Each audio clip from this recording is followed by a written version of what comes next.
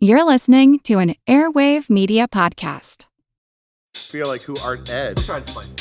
Who art is Mr. Wood art Ed me? Good. Either way, it's ambiguous. It works on so many levels. I know. That's off to a great start.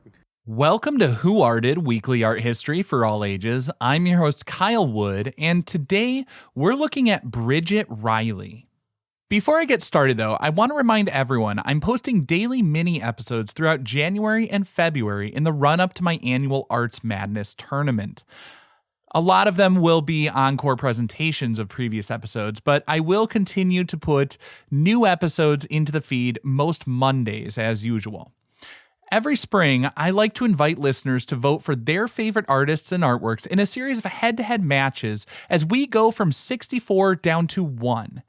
You can check the links in the show notes to see the brackets and fill out a prediction form for a chance to win a gift card at the end of the tournament.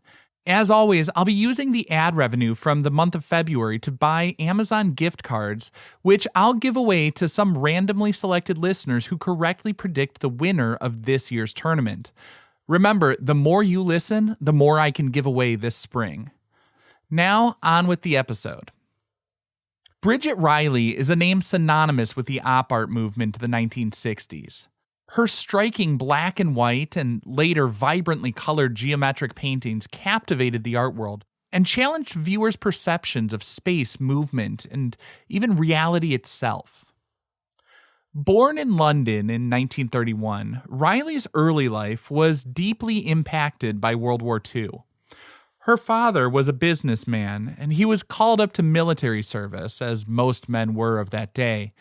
Bridget, her sister Sally, and her mother were evacuated to a serene landscape in Cornwall. Now, life in this cottage was a radical departure from what she had been accustomed to previously. The cottage lacked electricity, and there was no running water. Now, audiences today may hear no electricity, meaning no screen time, and think it would be painfully boring. But boredom can actually be good for kids. Without excessive outside stimulation, a child has the opportunity to develop their imagination and flex those creative muscles as they learn to entertain themselves. Riley would say that her mother always told her to use her gray matter, and clearly she did. Surrounded by the ever-changing light, the movement of the sea, and the patterns of nature, she developed a keen awareness for the visual world. She would later describe this time as one of intense observation, stating, quote, "I used to walk along the beach and watch the changing light, the changing colors of the sea, and the movement of the clouds. I was always fascinated by the way light played on surfaces," end quote. These early experiences laid the groundwork for her future artistic explorations, where the interplay of light, color, and form would become central themes. Now, if you're hearing me talk about how she was inspired by nature and the changing light, and you're starting to think of Impressionism and Post-Impressionism, you're on the right path. As a child, Riley was inspired by the great Post-Impressionist painter Georges Seurat. Seurat's pointillist technique and his scientific approach to color theory had a significant impact on her artistic development, particularly during those formative years. Riley meticulously studied Seurat's paintings, making detailed copies, including one of his Bridge at Cornwall. Through this process, she absorbed his understanding of optical mixing, where small dots of pure color are perceived by the eye as blended hues when viewed from a distance. This exploration of how colors interact visually and how the eye can be manipulated to perceive movement and vibrancy would later help her move towards creating works that actively engage the viewer's eye and challenge their perception of reality. Riley would later say how she loved that Seurat's work had the viewer as a participant in the piece, how they had to actively step back to see it, and she wanted that sort of active engagement in her own work. After the war, Riley's family returned to Lincolnshire. She attended Cheltenham Ladies' College, a prestigious boarding school where her artistic talents were recognized and nurtured. Her art teacher, Colin Scott, a painter himself, encouraged her to develop her observational skills and explore different media. Riley excelled in drawing and painting, often spending hours sketching from life. Scott pushed her to go beyond mere representation, encouraging her to analyze the structure and underlying principles of what she observed. He introduced her to the work of old masters, but more importantly, he introduced her to the idea of capturing the essence of a subject rather than simply copying its appearance. Following secondary school, Riley decided to pursue her passion for art formally. She enrolled at Goldsmiths College, a renowned art school in London, in 1949. But her time at Goldsmiths was not entirely fulfilling. The prevailing teaching methods focused heavily on traditional figure painting, while Riley was increasingly drawn to exploring more abstract ideas. She found the rigid structure stifling and felt a disconnect between the academic approach and her own artistic impulses. She, for a while, I guess, even considered abandoning art altogether. In 1952, Riley moved on to the Royal College of Art, hoping for a more stimulating environment.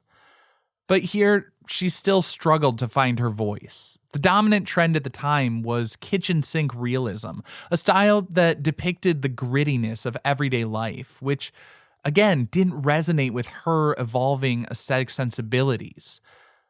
Despite these struggles, she persevered and graduated in 1955.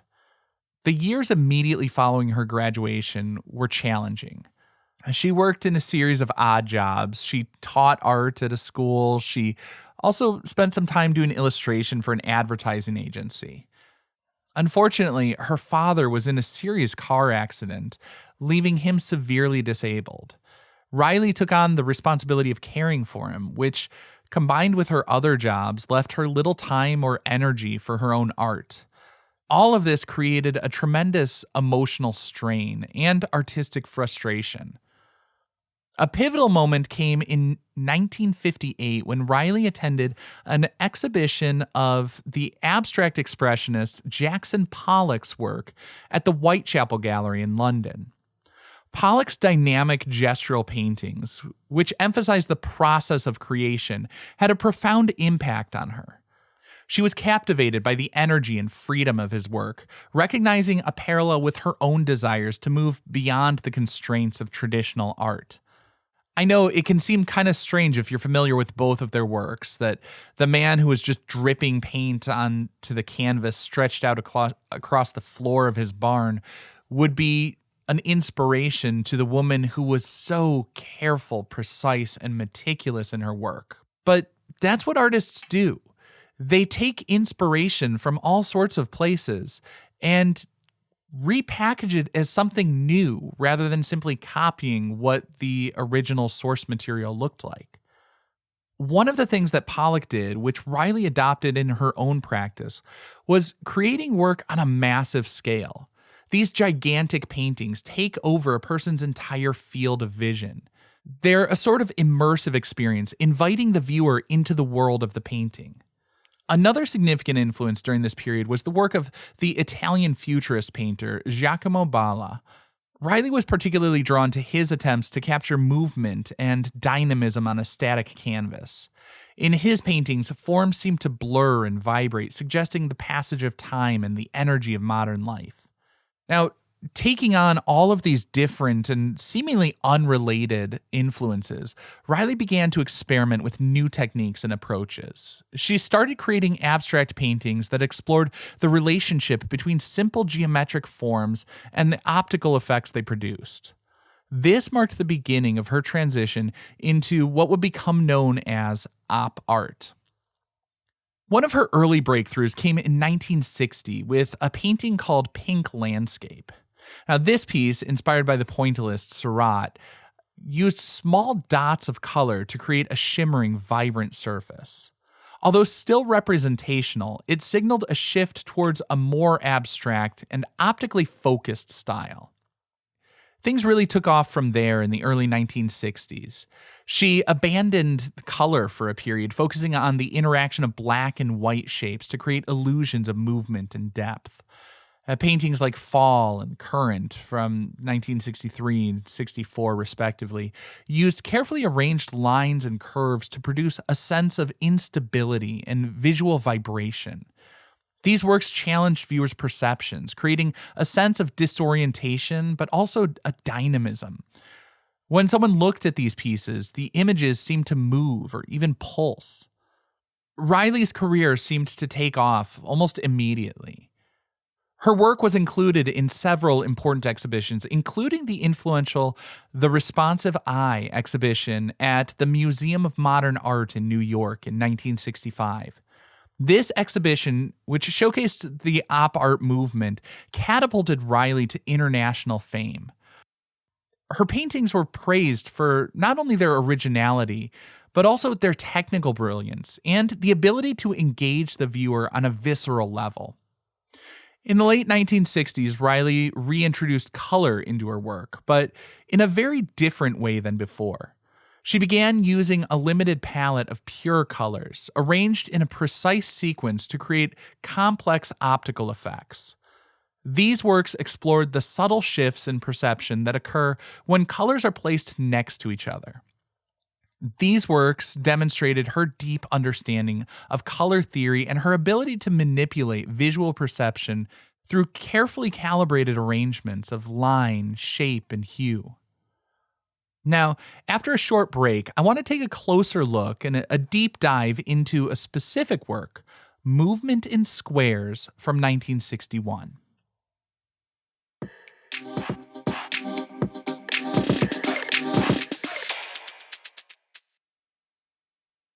Bridget Riley's 1961 painting, Movement in Squares, stands as a landmark in the history of art. It was the moment she truly found her artistic voice, moving away from painting landscapes and figures to create something entirely new.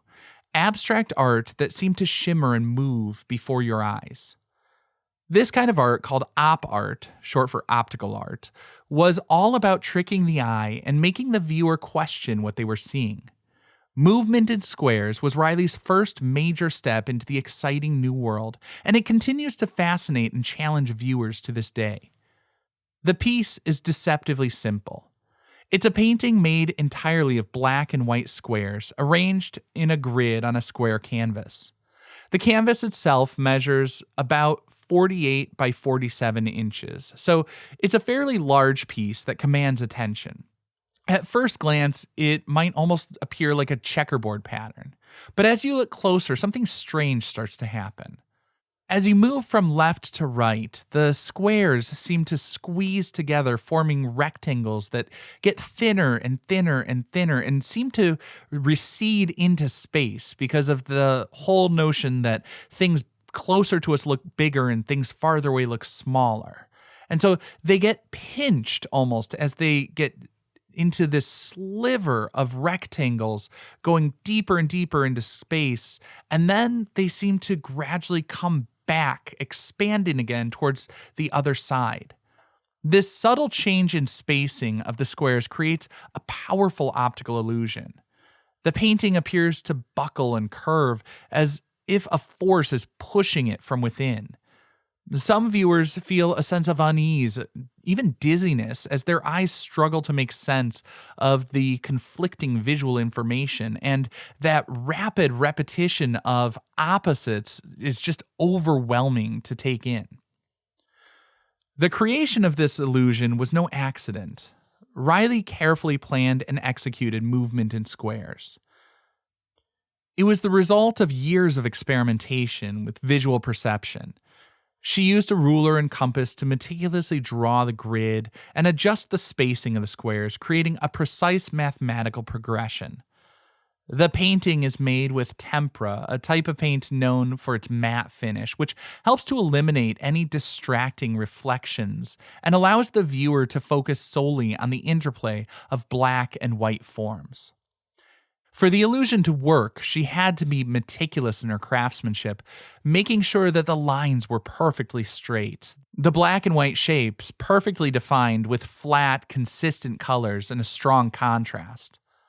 When Movement in Squares was first exhibited at Gallery 1 in London as a part of a group show in 1962, it caused quite a stir.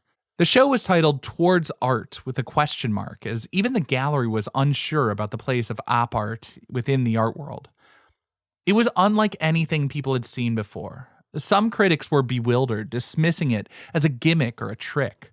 Others were fascinated, recognizing it as a bold new direction in painting. The work quickly became a talking point, drawing crowds and sparking debates about the nature of art and perception. Decades later, Riley commented on how she saw her works differently over time, but the crowds continued to gather and look in much the same way. She said she was delighted that younger generations continue to look at her work and feel it's inviting and accessible to them. Bridget Riley herself recognized the importance of movement in squares. She saw it as a breakthrough, a moment where she finally found her own unique artistic language. She said, quote, "In movement in squares, I had used a very simple unit, a square, and used it in a very simple way, turning it into a rectangle, and then into another kind of rectangle. But I found that I made something that moved. I had found a way of making a surface active," end quote. She described how across this series of small and almost imperceptible shifts to the square, it went off into this other space that overwhelmed the eye into oblivion, and the only thing she could do was then bring it back. After that, she continued with black and white paintings for some time, but she began to explore other means of playing with perceptions through subtle shifts. In later interviews, she described the painting as a starting point for her exploration of optical phenomena. She was pleased with the way it actively engaged the viewer, creating an experience that went beyond simply looking at a static image. The painting's success gave her the confidence to continue experimenting with black and white, exploring the potential of geometric forms, and creating increasingly complex and dynamic visual effects. The impact of movement in squares extends far beyond its initial reception. It's considered a seminal work of op art, a movement that gained significant popularity in the 1960s. It inspired countless artists to explore the possibilities of optical illusions and to challenge conventional notions of what art could be. The painting's influence can be seen in fields beyond fine art, such as graphic design, fashion, and even architecture. Movement in squares remains a powerful and captivating work of art. The simplicity belies its profound impact on our understanding of visual perception. It reminds us that seeing is not always believing, and that our brains are constantly working to interpret the information our eyes receive. By manipulating simple geometric shapes, Riley created a work that is both intellectually stimulating and visually stunning. It invites us to question our assumptions about reality and to appreciate the dynamic interplay between our eyes and our minds. This concludes this week's episode of Who Arted, part of the Airwave Media Podcast Network. If you found this tolerable, please leave a rating or review on your favorite podcast app. You can find images of the work being discussed this week and every week on social media at Who Arted Podcast on Twitter, Instagram, and TikTok, and of course on the website whoartedpodcast.com. Podcast done.